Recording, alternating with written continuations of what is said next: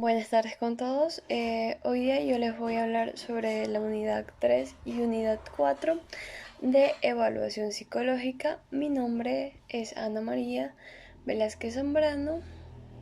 Como primer tema de la unidad 3 tenemos el rol de la observación en la evaluación psicológica. La observación es frecuentemente utilizada en la psicología porque permite estudiar el comportamiento del sujeto en condiciones artificiales, como ejemplo la ejecución de pruebas. También en situaciones experimentales, como son en condición natural y cotidiana.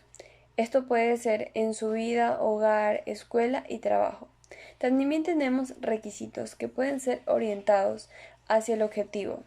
Esto exige que sean planificadas conscientemente. También tienen que ser de carácter selectivo o fragmentario. Tiene que estar dirigida a una compensación objetiva del sujeto.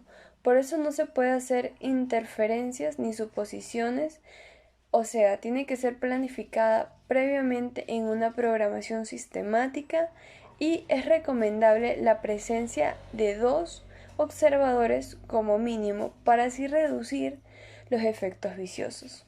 También tenemos lo que son los requisitos de los resultados. Bueno, en esta encontramos lo que son las conductas no verbales. ¿Qué nos quiere decir eso? Que son movimientos corporales, o sea, expresiones motoras, que pueden originarse en varias partes del cuerpo. Las conductas espaciales también son las personas activas que circulan, se mueven, se detienen, mantienen distantes o cercanas. También tenemos lo que son las conductas extralingüísticas.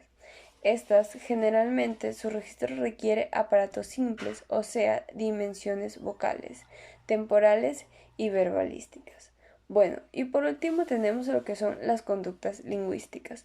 Esta se trata de los contenidos de expresión en el lenguaje verbal. También tenemos lo que es la intervención de los resultados. En esta es necesario ir más allá de lo que se ve y se oye para poder identificar los posibles conflictos, frustraciones, satisfacciones y otras cosas, pero siempre partiendo del objetivo de lo que está registrado o el observador pudo darse cuenta. Como segundo tema tenemos parte de la entrevista psicológica. Antes de la entrevista se debe tomar en cuenta algunos aspectos que son muy importantes, como analizar detenidamente el currículum o alguna información que tengamos previo.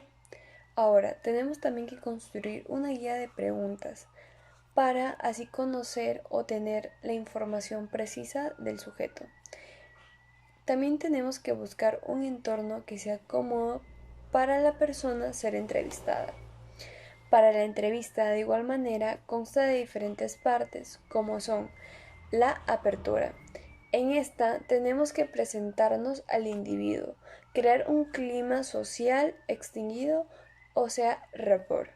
Comenzar con preguntas generales, durante un tiempo breve para así romper el hielo. Explicar el motivo de la entrevista. Ahora el desarrollo. En esta encontramos un tiempo suficiente al entrevistado para poderse hacer cargo de la situación. También tenemos que saber mantener la escucha activa e interesante en lo que dice el entrevistado. Cuidar que el paciente entienda las preguntas que se le hace. No interrumpir nunca al entrevistado cuando está hablando. No emitir juicio ni apreciaciones. Evitar preguntas negativas y ofensivas. Cuidar el tono y la forma de realizar dichas preguntas, porque pueden ser mal interpretadas. Y por último está el cierre.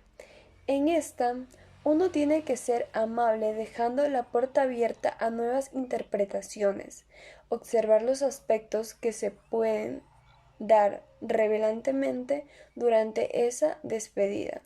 Informar al candidato sobre los siguientes pasos o procesos después de la entrevista.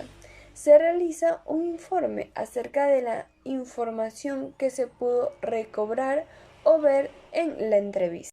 Bueno, y por último tenemos lo que es la recogida de datos y análisis de la entrevista. Estas se pueden marcar en sentido amplio dentro de las llamadas técnicas de autoinforme, es decir, aquellas en las que las personas se informan sobre sí mismas, sobre sus experiencias y significados. Funciones ejecutivas. En estas se evalúa la regulación cognitiva, emocional y conductual.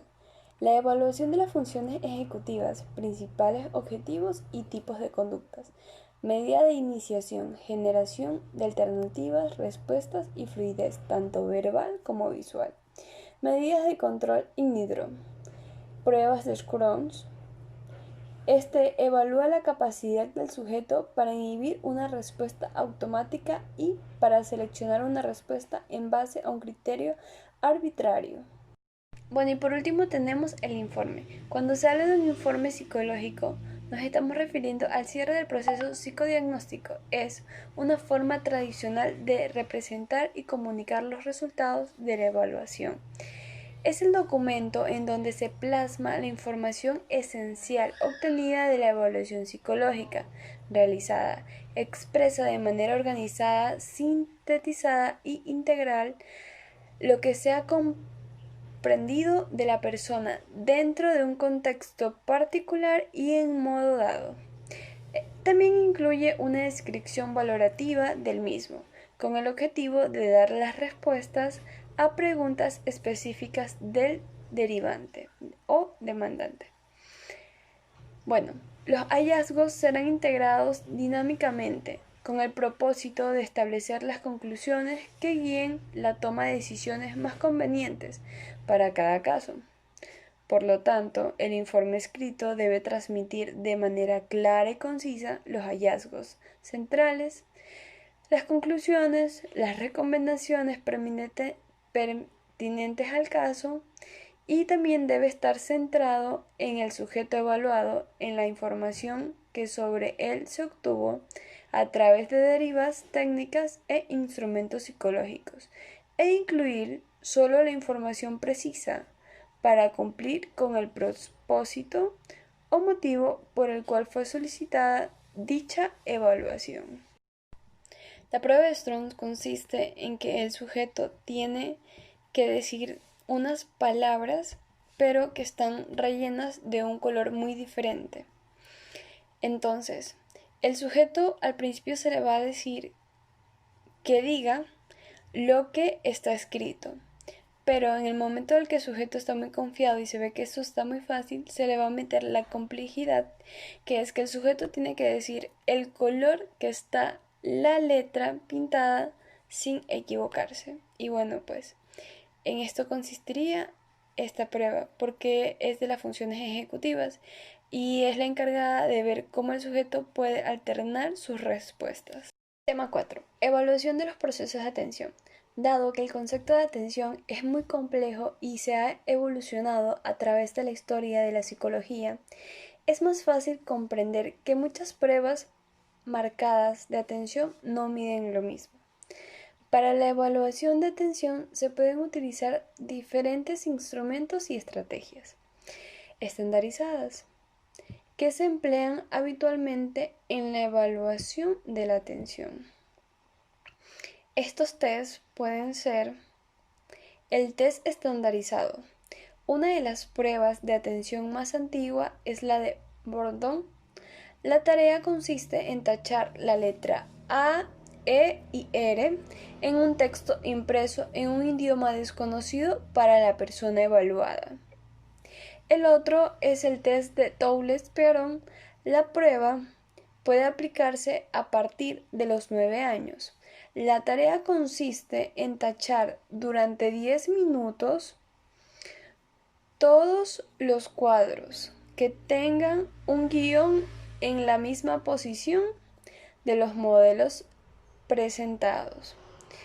Algo muy importante, y lo quiero resaltar, es que el tachado de las letras, signos o dibujos se emplean habitualmente para evaluar atención.